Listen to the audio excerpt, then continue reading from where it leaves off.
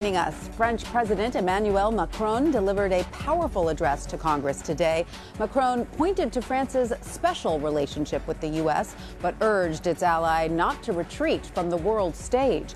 The leader touched on Syria, North Korea, climate change, and most notably, the Iran deal. Macron again pressured President Trump to stay in the nuclear agreement. Our objective is clear. Iran shall never possess any nuclear weapons. There is an existing framework called the JCPOA to control the nuclear activity of Iran. We signed it at the initiative of the United States. We signed it both the United States and France. That is why we cannot say we should get rid of it like that. Your president and your country will have to take in the current days and weeks its own responsibilities regarding this issue. But what I want to do, and what we decided together with your president, is that we can work on a more comprehensive deal addressing all these concerns. It is true to say that this agreement may not address all concerns, and very important concerns. This is true. But we should not abandon it without having something substantial and more substantial instead. That's my position. Zeke Miller is a White House reporter for the Associated Press and a CBSN political contributor. He joins us now from the North Lawn of the White House. Zeke, so do we now have any clearer of a picture of where President Trump and the U.S. stands on the Iran deal? We don't really.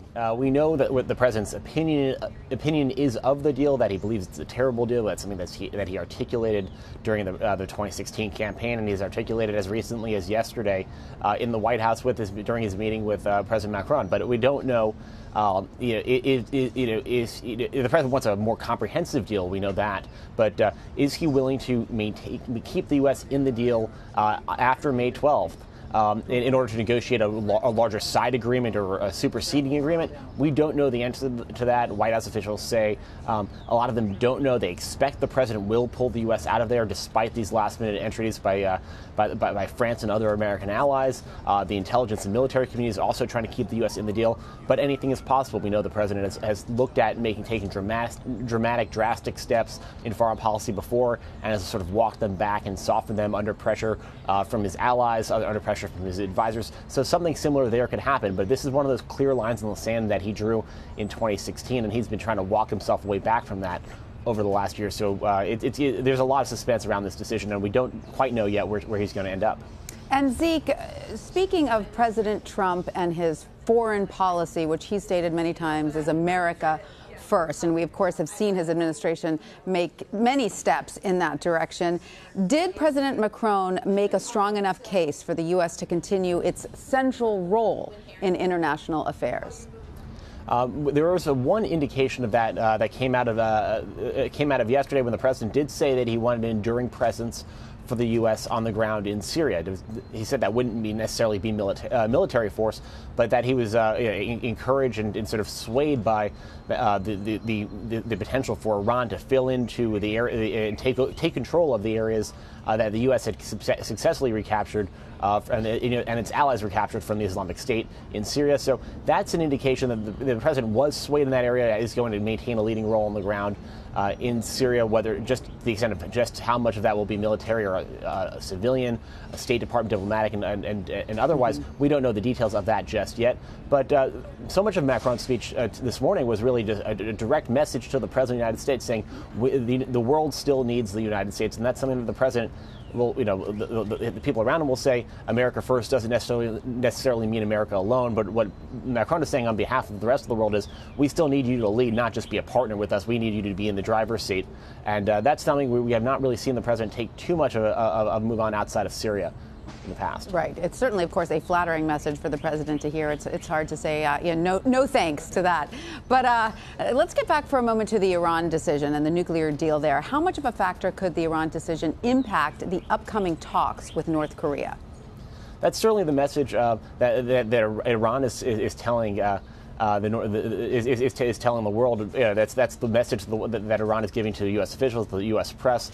The Foreign Minister Zarif, in an interview with the Associated Press yesterday, basically said, if the U.S. pulls out, what message does that send to Kim Jong-un? This is a deal that eliminated or halted Iran's nuclear program. It's precisely the sort of thing that the president wants to do with North Korea, where the challenge is even harder because, unlike in Iran, which hadn't developed a functioning nuclear weapon yet, North Korea is believed to have dozens, and that work that they have tested, as well as the missile systems to begin to deliver them. So it's a far more challenging problem. And so if there were doubts on the North Korean side about about implementation of the U.S.'s commitment that could be an issue, an obstacle, if the president does sit down with Kim Jong-un. At the same time, so many of the president's concerns about the Iran deal stem from the fact that he wasn't necessarily the one negotiating it, that he believes he would have negotiated a better deal. So if he's the one on the opposite side and his representatives on the other side of Kim Jong-un and the North Korean government in the coming weeks and months and potentially years, that maybe something can come out of that the North Koreans would abide by, and the president would give his rubber stamp, his approval to that,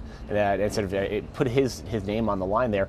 That could maybe give them the assurances that they would need. Right. All right. Zeke, we are all still dissecting it, but overall, was Macron's state visit a success for President Trump and the White House? Congress certainly seemed to love his address this afternoon.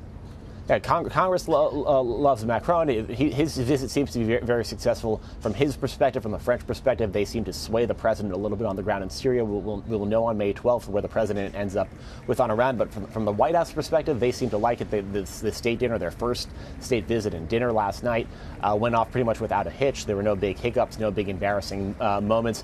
The quote-unquote bromance was on full display.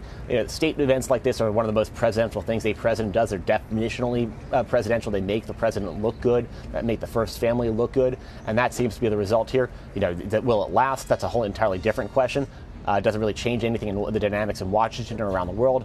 Probably not. But for this week, this point in time, this 3-day period, the president looked like more secure in his job. At this moment, spirits are high. All right, let's switch gears for a moment. The Trump administration went before the U.S. Supreme Court on Wednesday to defend the legality of the travel ban targeting people from several Muslim-majority countries. So what is at the center of that argument? Essentially, so much of it stems from his presidential authority in this space, which there is fairly broad legal basis, and that seems to be what the justices were isolating on, that there is legal authority for the president taking actions and limiting immigration in certain cases. But the other component is the president's comments himself, and certainly in a lot of lower court arguments, the president's rhetoric around immigration, about Muslims in general, has been a factor in all of those cases.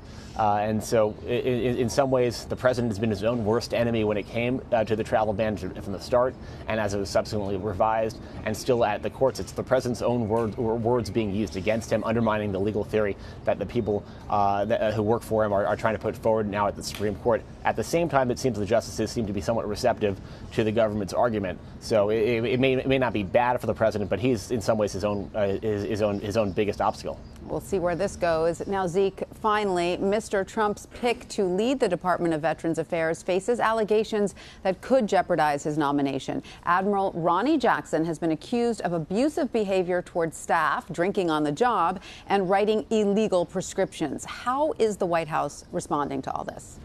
Certainly belatedly. The White House didn't conduct a formal vetting review of Ronnie Jackson. This was a decision made by the president, sort of at a spur of the moment, to get rid of David Shulkin, who was a past VA secretary who had been embattled, but there hadn't been a whole lot of work on the succession plan there. And then to pick Ronnie Jackson for the job, was a decision that the president made himself without reviews by his staff, preparation of basically even preliminary, basic look into his background. In some of these cases, some of these allegations very well may not hold up. The notion of giving out Ambien on Air Force One or on presidential trips is something that White House doctors have done for years, and so it's a challenging one. We don't know some of the specifics in these cases, but these are basic questions that the administration, the White House, should have been able to anticipate, and they are caught flat-footed here because they didn't have the time to prepare. Right. All right. Well, Zeke Miller in Washington, thank you. Thank you.